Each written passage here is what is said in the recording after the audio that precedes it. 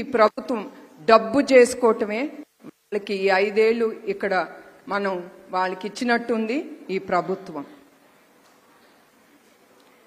TDP, Janasena, BJP కూటమి ఈ ప్రభుత్వం తప్పకుండా ప్రతి వర్గానికి వాళ్ళు మంచి పథకాలు తీసుకొస్తారు.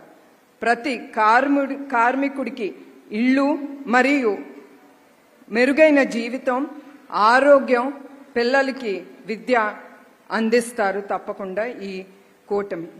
తర్వాత అంతేకాకుండా మహిళ కోసం టీడీపీ, జనసేన, బీజేపీ కూటమి కొన్ని ప్రత్యేక హామీలు కూడా వాళ్ళు ఇచ్చారు. దాంట్లో వచ్చింది ఈ సూపర్ 6. అది మీకు తెలుసు అనుకుంటున్నాను. ప్రతి ఒక్క మహిళ మనం కష్టపడి ఇది ప్రతి ఒక్క ఇంటింటికి గడప గడపకి మనం ఇది తీసుకెళ్ళాలి. దాంట్లో ఏంటంటే 18 ఏళ్ళు వచ్చిన మహిళకి 1500 రూపాయలు ఆ పిల్ల అకౌంట్కి, ఆ బిడ్డ అకౌంట్కి వెళ్తుంది. అట్లానే చదువుకున్న ప్రతి బిడ్డకి 15,000 ప్రతి సంవత్సరం వాళ్ళ అకౌంట్కి వెళ్తుంది. అట్లానే 3 పిల్లలు ఉండే చదువుకునే పిల్లలు ఉండే కుటుంబానికి 45,000 ఇస్తారు. అట్లానే ప్రతి కుటుంబానికి 3 గ్యాస్ సిలిండర్లు ఉచితం. అదే కాకుండా మహిళలకు ఉచితంగా బస్సు ప్రయాణం కూడా ఉంది. ఇది మీరు మీ పనికి ఉపయోగించవచ్చు, తల్లిదండ్రులను కూడా మీరు చూడొచ్చు.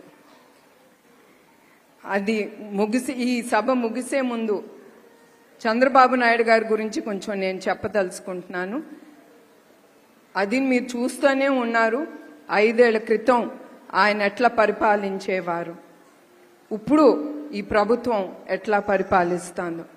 అప్పుడు మనం చాలా గర్వపడే వాళ్ళం, మనం ఆంధ్రప్రదేశ్ నుంచి ఉన్నామని.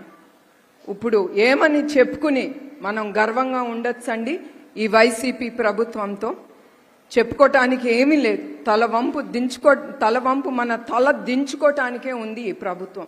గంజాయి, శాండ్ మాఫియా, మీ భూములన్నీ తీసేసుకోవటం, ఇల్లిసిట్ లిక్కర్, కల్తీ మద్యం, ఇవన్నీ తీసుకొచ్చి మన ఏమి అనుకోవాలో ఈ ప్రభుత్వం గురించి నాకైతే తెలియదు. వీళ్ళు మనుషులా ఏంటి, మన రాక్షస పాలన కింద ఉన్నామా అనిపిస్తుంది నాకు. మొన్నటికి మొన్న మీరు చూశారు, ఈ వైసీపీ ప్రభుత్వం అంటాంది వైజాగ్ రాజధాని అని, ఇది ఆంధ్రప్రదేశ్కి. మొన్న 25,000 గంజాయి దిగింది ఒక కంటైనర్లో వైజాగ్లో. అంటే ఎన్ని లక్షల కోట్లు దాని విలువ చూడండి. కానీ అది కాదు నేను మీకు చెప్పదలుచుకుంది. మీరు ఆలోచించాలి, ఆ గంజాయితో ఏమవుతుంది, ఈ రాష్ట్రం, మన పిల్లలు భవిష్యత్తు ఏమవుతుందని మీరు ఆలోచించాలి. అందుకే నేను స్పెసిఫిక్గా ఈ గంజాయి అనేది, దానికి అలవాటు పడిన పిల్లలు, మన పిల్లలు, వాళ్ళ భవిష్యత్తుకి ఏమీ ఉండదు. వీళ్ళు రాష్ట్రాన్ని చెడుదారిలో పట్టించి డబ్బు కోసం మిమ్మల్ని కూడా వాళ్ళు లెక్క చేయట్లేదు. ఇది ఒక ప్రజల ప్రభుత్వం అని వాళ్ళు గొప్పగా చెప్పుకుంటున్నారు. అట్లానే చంద్రబాబు నాయుడు గారి హయాంలో ఒక 6 ఏళ్ల పిల్ల ఒక అతను మానభంగం చేస్తే ఎమ్మటే ఆ రోజే చంద్రబాబు నాయుడు గారు పోలీస్ టీంని అన్ని సైట్కి పంపించారు ఆ అబ్బాయిని పట్టుకోవటానికి. మరుసటి రోజు పొద్దున అతను ఊరేసుకుని చచ్చిపోయాడు. ఎందుకు చచ్చిపోయాడు? ఆయనకి భయం. చంద్రబాబు నాయుడు గారు ప్రభుత్వం అంటే ఇక్కడ ఏమి చేసినా కుదరదు, వీళ్ళని మనం పట్టుకుంటారని ఆ భయం అనేది లేకుండా పోయింది. ఆ గంజాయితో మన ఇంట్లో ఆడపిల్లలకి అలవాటు చేసి ఈ మొగాళ్ళు చాలా అత్యాచారాలు చేస్తున్నారు.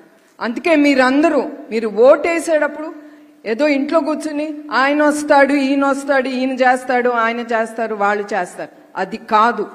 మీరందరూ ఇంటి బయటికి రండి. మీరు మీ స్వేచ్ఛ కోసం, మీ రాష్ట్రం కోసం, మన దేశం కోసం మనం ముందుకొచ్చి మీరు సరైన వాళ్ళకి మీరు ఓటేయాలి. అది నేను కోరుతున్నాను. అట్లానే చంద్రబాబు నాయుడు గారు చాలాసార్లు చెప్తా ఉంటారు, నేను శాశ్వతం కాదు. మీ బిడ్డలు నన్ను చూస్తారో లేదో నాకు తెలియదు, కానీ నేను చేసే పని శాశ్వతం. పోలవరం శాశ్వతం, అమరావతి శాశ్వతం, పట్టిసీమ శాశ్వతం, రాయలసీమకి తీసుకొచ్చిన నీరు శాశ్వతం, ఐఎస్బి శాశ్వతం, ఐటీ రంగం శాశ్వతం, హైటెక్ సిటీ శాశ్వతం, ఐటీ రంగం శాశ్వతం. చివరికి మనం ఇక్కడ ఉండం శాశ్వతంగా, కానీ మనం చేసే మంచి పేరు, మంచి పని మిగిలిపోతుంది. అది శాశ్వతం. అదే ఆయన కోరేది. ఆంధ్రప్రదేశ్ నుంచి ప్రజల కోసం ఆయన ఏమన్నా చేస్తారు. మీ దగ్గర నుంచి ఆయన ఆశించేది ఆయనకి సపోర్ట్ చేయమని. మన రాష్ట్రం ముందుకెళ్లాలంటే ఒక్క మంచి నాయకుడు అవసరం, ప్రజల కోసం ముందుకెళ్లే సైనికుడు అవసరం. అంతేగాని ప్రజల సొమ్ము తినేవాడు కాదు మనకి కావాల్సింది. అది నాయకుడు అంటే. ఇన్ని సంవత్సరాలు మీరు చూశారు, ఆయన 14 ఏళ్లుగా సీఎంగా పనిచేశారు. ఎక్కడ చాలా మంది చాలా కేసులు వేశారు, కానీ ఎక్కడ వాళ్ళు నిరూపించలేకపోయారు. ఆయన గురించి ఆయన చేసే వాళ్ళు చెప్పిన ఇక్కడ తిన్నారు, అక్కడ తిన్నారు, ఇది తీసుకున్నారు, అది తీసుకున్నారు. ఇప్పుడు కూడా ఈ ప్రభుత్వం ఇన్ని కేసులు పెట్టి ఆయన 53 రోజులు కూడా ఆయన జైల్లో పెట్టినా కూడా మా కుటుంబం అందరికీ ధైర్యం. ఎందుకంటే మేమేమి తప్పు చెయ్యలేదు అనే ధైర్యం ఆయనకుంది, ఆయన కుటుంబంకుంది. అందుకే ఇప్పుడు వరకు కూడా వాళ్ళు అదేంటో నిరూపించలేకపోతున్నారు. అందుకే నేను ఒకటే కోరుతున్నాను మీ అందరినీ, మీ స్వేచ్ఛ కోసం, మీ బిడ్డల గురించి, మీ కుటుంబం కోసం, మీ సుఖ సంతోషాల కోసం మీరు తప్పకుండా ముందుకొచ్చి, మీరే కాదు పక్కనుండే 10 మంది 100 మందికి మీరు తీసుకెళ్లి ఓటేయాలి. అన్యాయాన్ని మనందరం ఎదుర్కొంటున్నాం, కానీ అది ఎదుర్కోవాలంటే 10 మంది 100 మంది చెయ్యి కలిపితే అందరం ఎదుర్కోగలం. మీరు చూశారు, మీరు వినే ఉంటారు, మనం అప్పటికి పుట్టామో లేదో, మహాత్మా గాంధీ గారు మన్ని బ్రిటిష్ పరిపాలన నుంచి విడుదల చేయాలంటే ఆయన కథం ముందుకి తొక్కారు. కానీ ఆ కథానికి చాలా మంది చెయ్యి కలిపారు గనక ఈ బ్రిటిష్ పాలన నుంచి మనం బయటపడ్డాం. అట్లానే చంద్రబాబు నాయుడు గారు ముందుకు వెళ్తారు, కానీ మీ అందరూ అవసరం. ఒక్క ఆయన పోట్లాడలేరు. 10 మంది 100 మంది చెయ్యి కలిపితే ఎవరు ఎదురొచ్చినా కూడా మనందరం కలిసి తప్పకుండా పోరాడగలం. ఆయన కూడా, ఆయనకి ఆ బలం ధైర్యం ప్రజలు ఇవ్వగలరు. అది నేను మీకు చెప్పదలుచుకుంటున్నాను. మరి ఈ సభ ముగించే ముందు ప్రతి ఒక్కరికి, ఎస్పెషల్లీ మహిళకి, స్త్రీలకి, ప్రతి ఒక్కరికి పేరు పేరున నా ధన్యవాదాలు. జై